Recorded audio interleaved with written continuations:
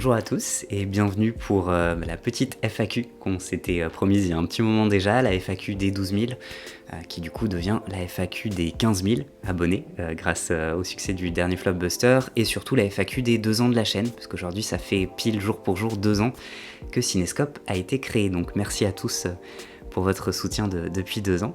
Avant de commencer, un petit rappel, vous pouvez me soutenir sur Tipeee, vous pouvez me suivre sur Twitter et aussi sur Insta. J'ai ouvert un Insta il y a vraiment quelques jours à peine, donc allez y jeter un coup d'œil. Vous trouverez plein de formats quotidiens pour essayer de garder contact entre les épisodes qui peuvent prendre du temps. On va donc commencer tout de suite avec vos premières questions. La première question de Malenma: comment as-tu découvert le cinéma indien et à quand un face reveal? Super vidéo en tout cas, merci beaucoup. Le cinéma indien, j'ai découvert ça, je devais avoir 12-13 ans je pense. C'est par une amie de ma sœur qui lui a montré le film La famille indienne de Karan Johar avec Shah Rukh Khan, la légende vivante.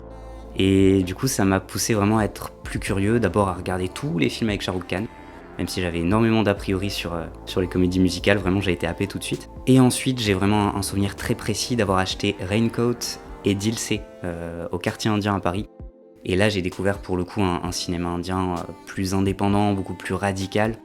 Et ça a été mon vrai coup de foudre sur un cinéma indien qu'on connaît beaucoup moins pour le coup que le côté plus Bollywood coloré de la famille indienne.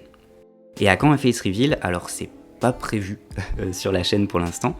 Par contre un face reveal j'en ai déjà fait un avant même d'ouvrir la chaîne, c'était sur le DVD Padmavat édité par Anna Films. Voilà, pour les plus curieux, vous pouvez me voir sur les bonus où je parle de la carrière de Sanjay Leela Bhansali. Prochaine question, Pierre Lebec qui me dit: je serais curieux de savoir si certains écrits théoriques sur le cinéma, ou littéraire, artistique ou autre, structurent ton regard, toujours intéressant, sur les films que tu analyses. Je lis beaucoup sur le cinéma, sur la littérature en général, donc beaucoup de choses ont structuré mon regard. Je ne saurais pas te citer forcément des ouvrages précis. Là, on va dire que le dernier que j'ai trouvé vraiment passionnant, c'est une histoire orale d'Andrzej Zulawski qui a été écrit par François Co et Mathieu Rostac du réseau Discordia. C'était vraiment passionnant, c'est par rapport à la réédition de Possession par Le Chat qui fume. Donc vraiment, si vous avez l'occasion de mettre la main dessus, c'est un ouvrage absolument passionnant. Victor Berny qui pose pas mal de questions du coup, on va essayer de voir en vrac ta motivation pour te lancer dans ces reviews et comment a commencé ta passion pour le cinéma. Est-ce que ça vient de tes études, d'un proche ou tu t'es fait tout seul dans ton coin? Ma motivation pour me lancer, ça a été directement lié au thème de ma première vidéo, c'est-à-dire le cinéma indien. Donc un petit peu un ras-le-bol d'entendre toujours des clichés sur un cinéma que les gens ne connaissent pas. Et l'envie de partager quelque chose d'autre, de faire redécouvrir ces œuvres-là. Et puis dans cette même logique de faire redécouvrir ces œuvres, le format Flopbuster m'est venu avec cette idée de films qui marchent pas, qui sont mal aimés, et pour lesquels soit le grand public finit par avoir de l'affection, soit une niche cinéphile a de l'affection, comme pour Angel Heart par exemple. Et ma passion du cinéma, ça m'est venu du coup avec le cinéma indien en grande partie, et ensuite particulièrement au lycée, avec un pote qui était vraiment passionné. Son grand frère nous conseillait plein de trucs qu'on n'avait pas du tout l'âge de découvrir, et qui m'a fait très très vite évoluer dans ma cinéphilie, dans ma passion du cinéma de genre et de toutes les formes de cinéma. L'autre question: comment s'est passée la réalisation de ta première vidéo? Il fallait bien avoir un micro, un sujet, un logiciel de montage. Pas forcément facile de tout réunir parfois.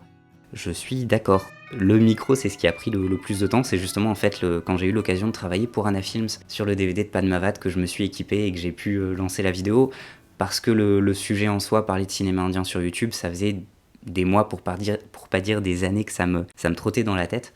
Donc les sujets vraiment ils sont venus tout seuls, ça fait des années que j'y réfléchissais. C'est plus le fait de s'équiper, et ça j'ai pu, grâce à ma collaboration avec Anna Films, m'équiper directement en fait dès la première vidéo. Ensuite, on a Timothée Reber qui dit: quels sont les films qui t'ont le plus retourné le cerveau? Waouh, là il y en a beaucoup. Ça dépend un petit peu de ce que tu entends par retourner le cerveau. Je peux penser à des films qui vraiment m'ont traumatisé, mais genre psychologiquement. Pas forcément parce que graphiquement ce que tu vois est horrible, mais parce que ça frappe à des endroits très intimes. Je pense à Mélancolia de Lars von Trier. En général, Lars von Trier ça traumatise de toute façon, mais Mélancolia ça appuie très fort à des zones sensibles qui me parlent beaucoup. Et du coup, c'est un film vraiment qui pour le coup m'a bien retourné. Je peux penser à Mother de Darren Aronofsky, ça a été je sais pas, peut-être une de mes plus grosses, si ce n'est ma plus grosse claque en salle. Vraiment l'expérience de la séance cinéma, ça a été complètement fou. Je pense à un film japonais dont j'ai complètement zappé le nom du réalisateur, ça s'appelle Tetsuo, et ceux qui ont vu le film savent certainement de quoi je parle. C'est une expérience absolument traumatisante, je sais pas si je la conseille, mais pour le coup, si vous voulez quelque chose de très inconfortable et qui retourne le cerveau bien comme il faut, Tetsuo, ça se pose là quand même. Patrick Bois du podcast Volteface, je vous invite très fortement à aller découvrir Volteface parce que c'est super intéressant. Ils croisent des sujets, des films sur une thématique commune saison après saison. La nouvelle saison, c'est sur les amours improbables au cinéma. Ils ont pu parler de Christine de Carpenter comme de Lunchbox de Ritesh Batra, donc vraiment c'est ultra varié.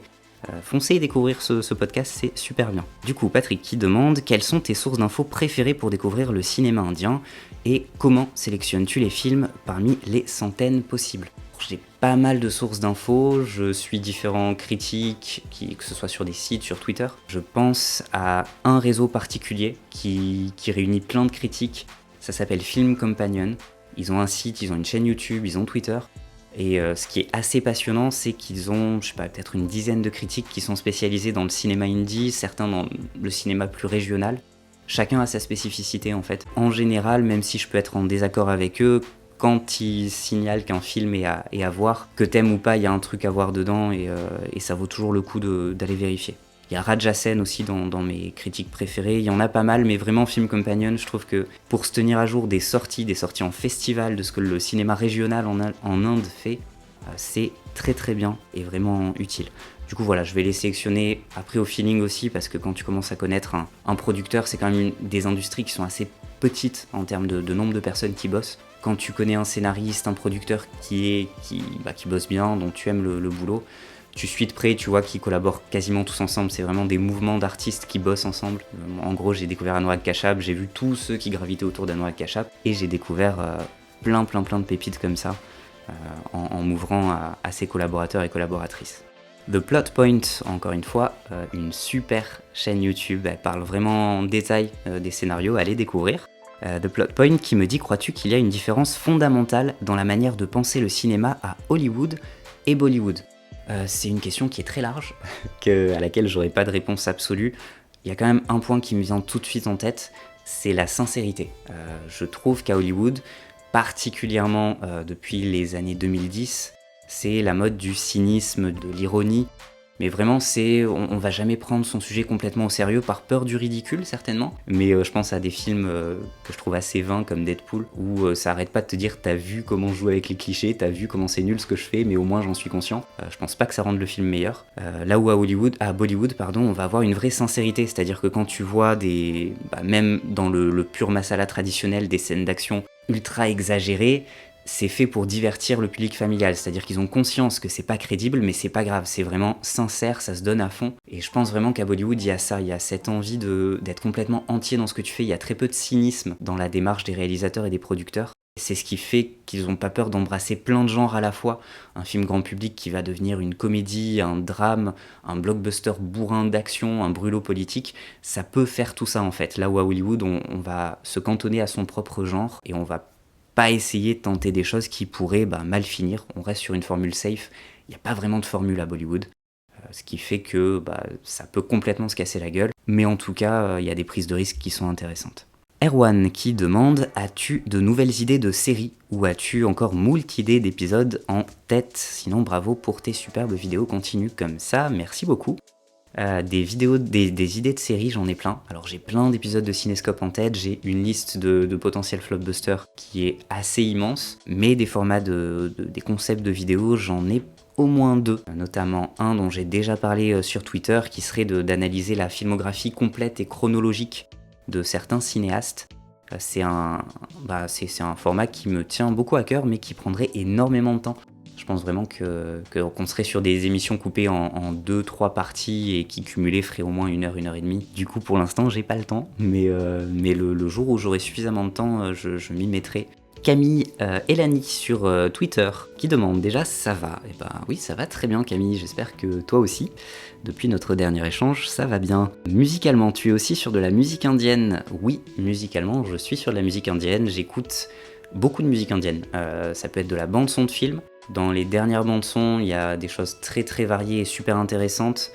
Je crois que mon dernier gros coup de cœur c'était Gully Boy au niveau de la bande son, où on est vraiment sur du rap indie, underground, voilà, super intéressant. Tout comme j'écoute de la musique classique indienne, j'adore le jazz et du coup les amateurs de jazz sauront que en Inde il y a eu quand même des expériences assez tarées qui ont été tentées et même sur tous les genres de musique que j'aime, hein, même au niveau du métal. Certains avaient reconnu Bloodywood dans mon épisode sur la censure et le cinéma indien. Et oui, c'était Bloodywood, donc du métal indie. Voilà, j'aime beaucoup la musique indienne. Ensuite, le premier choc ciné, ce fut quoi? Pourquoi faire des vidéos sur YouTube et pas un podcast? Moins galère pour éviter les strikes.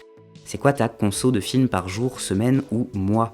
Pourquoi YouTube? Tout simplement parce que je suis de la génération de YouTube. Je me suis forgé une part de ma cinéphilie en regardant les premières grandes chaînes de critiques ou de reviews de ciné sur YouTube et du coup qui m'ont donné envie de faire des vidéos, un format plus ludique entre parenthèses, même si j'adore les podcasts. Et je t'avouerai que podcast, je me sens tout simplement pas d'en faire un tout seul. Il me faudrait une équipe, des gens avec qui échanger et j'ai juste pas suffisamment de personnes dans mon entourage qui voudraient y participer, donc pour l'instant je fais ma petite aventure tout seul sur YouTube. C'est quoi ta conso de films? Donc par jour, semaine, mois, ça va dépendre. J'aime pas trop enchaîner. C'est très très rare que j'enchaîne plusieurs films dans une journée par exemple, surtout quand c'est une claque. J'aime rester sur ce que j'ai vu, méditer, parfois prendre plusieurs jours à faire vivre le film en moi. Donc vraiment ça va dépendre de l'impact que le film que j'ai vu aura sur moi. Autant un film moyen, je peux le mettre en fond comme ça, une série c'est pas grave. Mais quand je vois un bon film, je préfère en regarder parfois qu'un sur la semaine et juste y réfléchir pendant plusieurs jours pour mieux m'imprégner du choc que je viens de vivre. Tu écris tout à l'avance, tu répètes plusieurs fois, tu improvises une partie, tu écris et tu montes après ou tu montes les images puis tu fais la voix, les deux en parallèle. C'est quoi ton matos? J'écris tout à l'avance, je me permets une part d'improvisation sur mes vidéos quand je le dis, mais globalement j'écris du mot pour mot parce que j'ai toujours peur d'avoir un trou de mémoire, ce qui est un peu bête parce que de toute façon j'édite le son derrière. Mais je préfère être rassuré, savoir que les idées principales sont là, sont écrites. Donc je fais d'abord l'audio et ensuite le montage. Cela dit, sur la partie écrite, je note parfois, je note tout le temps où sera l'interview, où sera telle image, telle animation, telle référence. Quand il y a des petites blagues en gif, ça peut être du remplissage.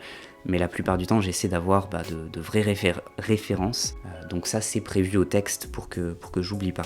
Niveau matos, j'ai un zoom. Niveau micro, je bosse sur Final Cut Pro, donc sur Mac.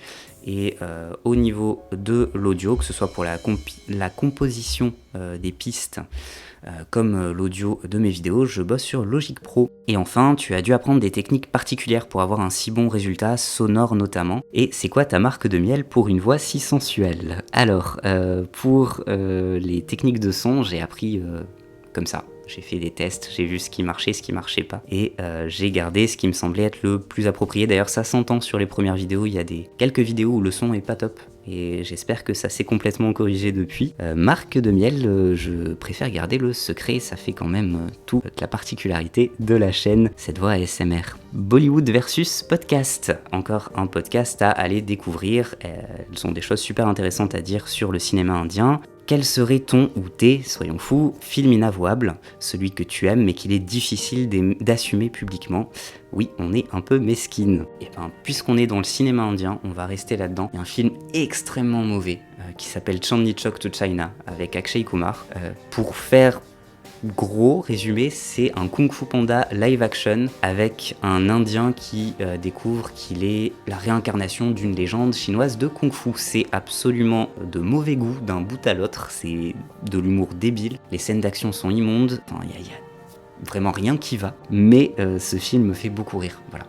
à ses dépens, mais il me fait beaucoup rire et j'estime que quand il te fait rire à ce point-là, c'est que t'as passé un bon moment. C'est un film que j'aime bien, que j'ai dû voir au moins 5-6 fois, alors que même les fans hardcore d'Akshay Kumar ne l'ont pas terminé une seule fois. Donc Journey to China si vous avez une soirée à perdre devant un bon mauvais film. Arthur Castille qui demande « T'es qui en vrai ?»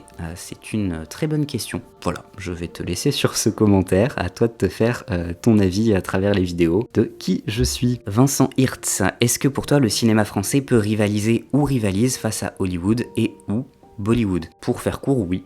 Le cinéma français peut totalement rivaliser. Je trouve qu'on glorifie trop Hollywood en fait, probablement parce qu'en termes de divertissement grand public c'est universalisé, c'est mondialisé, mais il faut arrêter d'avoir ce complexe Hollywood. Le cinéma français produit des choses complètement folles en fait, enfin, rien que cette année, quoi que tu aimes, t'as eu des bonnes choses, il y a eu des bonnes comédies, il y a eu du cinéma de genre, on reprochait au cinéma de français de pas faire du cinéma de genre, on a Teddy, on a La Nuée, on a Titane de Julia Ducournau qui arrive, on a eu Le Dernier Voyage qui était absolument génial.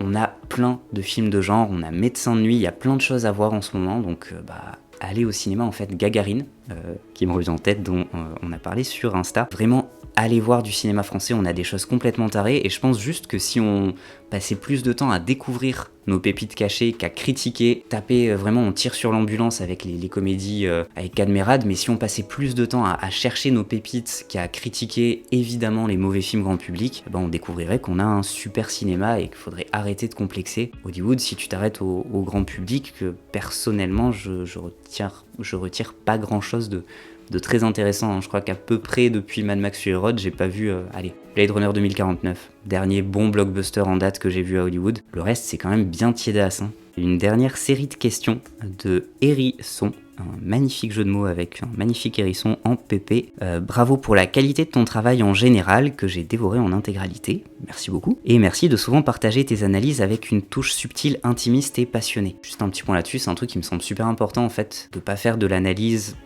scolaire que n'importe qui pourrait faire, juste on vit les films aussi de manière personnelle, parfois on peut pas expliquer autrement que ça me touche moi, et je trouve ça important de le partager. Du coup, dans la liste de questions, d'où viennent ta passion et tes connaissances sur le cinéma? As-tu étudié ou travaillé dans ce milieu? Donc la passion, comme je l'expliquais tout à l'heure, ça vient de l'adolescence et ça s'est beaucoup renforcé au lycée, donc toujours l'adolescence, mais quelques années plus tard. As-tu étudié ou travaillé dans ce milieu? Non, absolument pas.